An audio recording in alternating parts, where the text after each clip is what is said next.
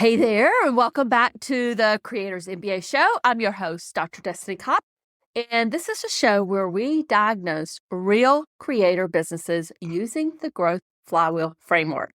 And if you are new here, the Creator Growth Flywheel framework is the strategic backbone that I use across all my online businesses. And it has 5 stages. The first is the attract stage. Then you move into the engage stage. Then you have the nurture stage, and then the retain stage, and then the advocacy stage. And the whole premise is this: a healthy creator business doesn't just get new people into the door. It moves your customers all the way through, from stranger to buyer to a raving fan who refers others. And today's episode is all about that last stage, which is the advocacy stage. And I have a great question from a listener named Jonna. Jonna runs an online business, and here is what she shared with me.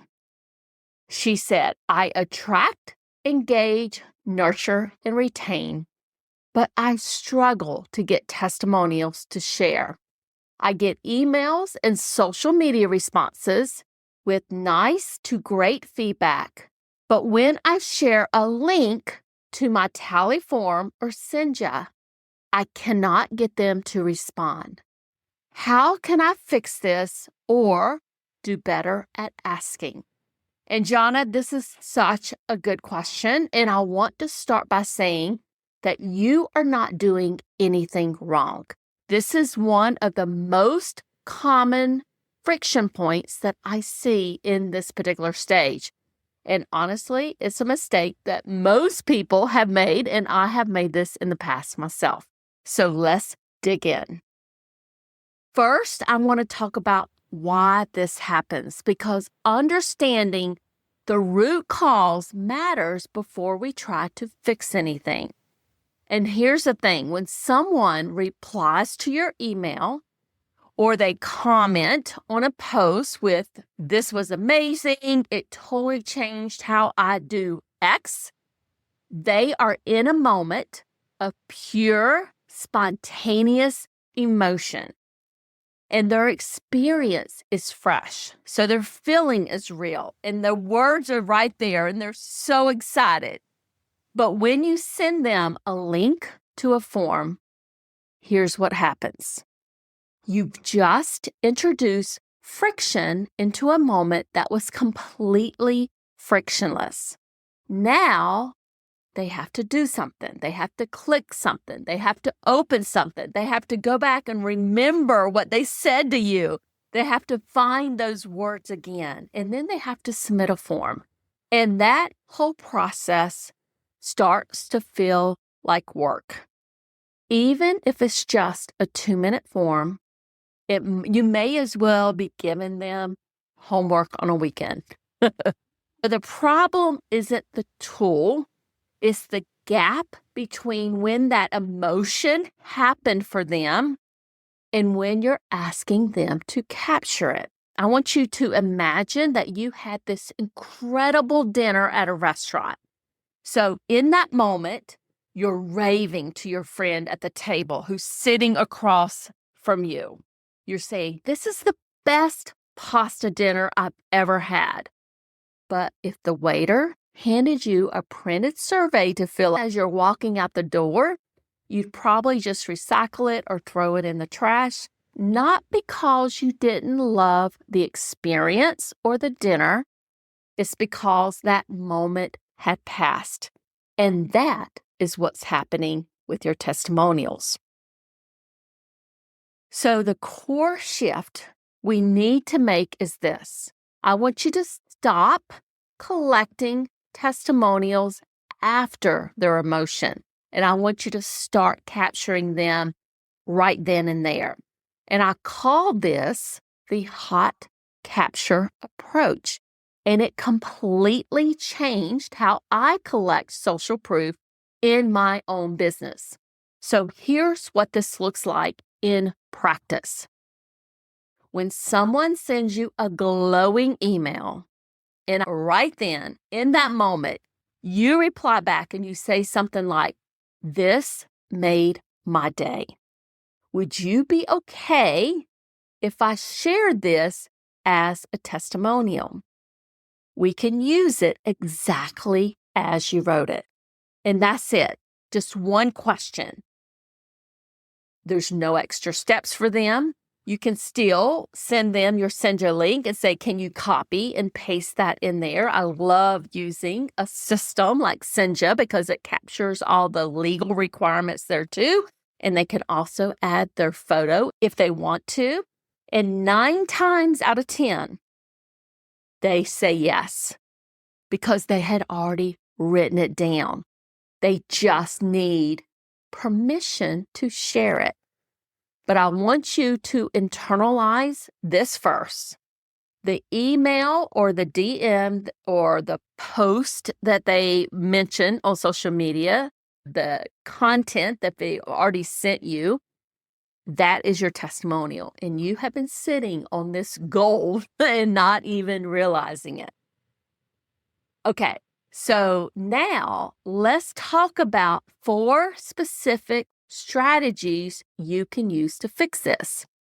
So strategy number 1 is the permission reply. And I just talked about this one. So when someone sends you praise in emails or DMs or anywhere, reply in the moment and ask permission to share it. You can keep it super casual. Like I said, "This made my whole week. Would you mind if I shared this?" You can stay anonymous or I can include your name if you want. Totally up to you. Done. You have the testimonial. You have their permission. Document it. So if you want to document it in your system, send them a link and just say copy and paste and just make it super easy for them. Strategy number 2 is the right time ask. So the second thing you will want to do is to get strategic about when you ask for testimonials. The worst time to ask is when you have a launch coming up and then you suddenly realize you need social proof. We don't want to do that because that's very reactive. The best times to ask are right after a win or a milestone moment. So I want you to think about the natural kind of high points in your customer journey. So if you have a course or if you have a membership, that might be after a specific lesson when they've had their first breakthrough. In a membership, it might be like 30 days in after they've had their first month. In a coaching program, it might be right after a live session where you solved something for them. So I want you to build these asks into your automation. So you can either create an email sequence that goes out like on day 30, if it's a membership, or after a module completion, and just make it very conversational. I'd love to hear about how things are going, what's been most helpful so far. Have them just reply back to you. And if they reply back and say, "Oh my goodness, here's what's happened. I've been meaning to contact you. I was so happy with X, Y, and Z," or whatever the case may be. When they reply back and you get that kind of feedback, that's when you ask for that testimonial with permission, of course. Strategy number 3 is the video softener.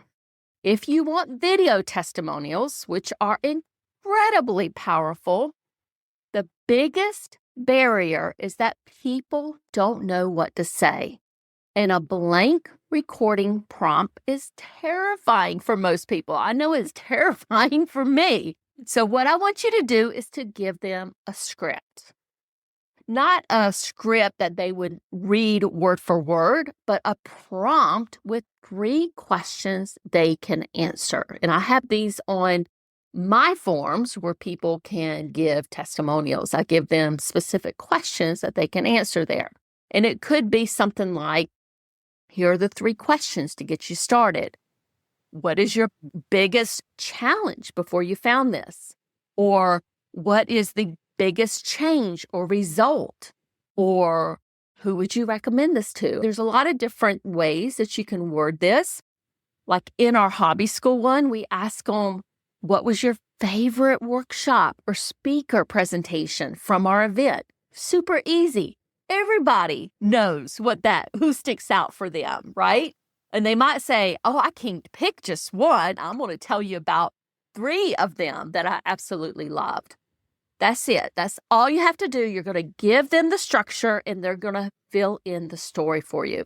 And you will get way better videos, and there's going to be way more people more likely to actually do the video testimonials. Now, strategy number 4 is the text option. So some people will never record a video, and that's fine. Make sure you always give an easy alternative. So you could say something like, if video isn't your thing, even a quick 2 to 3 sentence reply works great. So you're basically lowering the barrier of entry for them, and you're going to get a lot more responses because you're meeting people where they are. Now, I want to take this to a deeper level because Jana mentioned the advocacy stage specifically, and I want to talk about building this as a system, not just a one and done tactic. So what we want to do instead is a proactive testimonial pipeline that runs in the background of your business all the time. And here's what that looks like specifically. First, you're going to map out your customer journey and you're going to identify 2 or 3 what I call high emotion moments. The moments that happen right after a breakthrough, a win, a result that they just got. Those are your trigger points. Second, you're going to automate a check-in sequence at those moments, not a testimonial ask. It's more a how are you doing type email, something that's very warm and genuine. Hey, I was thinking about you. How have things been going along with X? And when they reply with something positive, that's your moment. You reply with the permission to ask. Third, you build a permission reply template. You're going to have it ready in your Gmail folder or anywhere that you can grab it very easily. And this is something that you're going to personalize and you're going to send it out. Then you're going to create a simple storage system. Now, for you, it sounds like you already have something like this, right? You have your tally form, you have Senja. Senja, I love Senja, and I personally use Social Juice, but they're basically the same thing. What I love about systems like that is they go ahead and grab all of the legal requirements there. So people have to check a box saying that you have permission to share their testimonials. Have all of those in there. You can also, depending on the system that you're using, you can have them organized by offer. That's how I have mine set up. I have one for the Newsletter Profit Club, one for the Creators MBA Mastermind. I have ones for Hobby School. I have ones for the speakers at Hobby School. So I have them broken out by offer. And when you organize them by offer, a lot of times you can embed those testimonials like on a website or a sales page for a specific offer. So that is super convenient there. And when you need that social proof for a launch, you are not scrambling. You're just pulling it from that library of testimonials that you have pulled together. So that is a really good system to have. I recommend that everybody out there has a system like that. Okay, now I just want to wrap this up for everybody. 1, you're going to capture testimonials in the moments, not days later. 2, you're going to ask permission to use what people have already sent you. 3, you're going to build those trigger points into your customer journey where you proactively check in with them, not asking for a testimonial yet. You're just checking in with them. 4, you're going to give people easy options. You can give them video with prompts. You can give just a casual reply. Say, can you put that to what you just said to me? Can you put those 2 sentences in my Senja form or my tally form. And then 5, you're going to build a storage system so that your social proof compounds over time. And that's where a system like Senja or Social Juice can really help here. The advocacy stage is really about one thing, making it easy for happy customers to tell others. So our job is to remove that friction so that the love they have for your work can actually get out into the world. If you want to dig into your full flywheel and figure out which stage is your biggest bottleneck right now, I'd encourage you to take the free Creators Business Scorecard. You can go to scorecard.destinycop.com. It's a quick assessment, and it'll show you exactly where to focus. If you're listening and you have a question you'd like me to answer on the show, head over to destinycop.com and submit it. I love doing these diagnosis episodes, and I want to feature your question next. Until next time, keep building.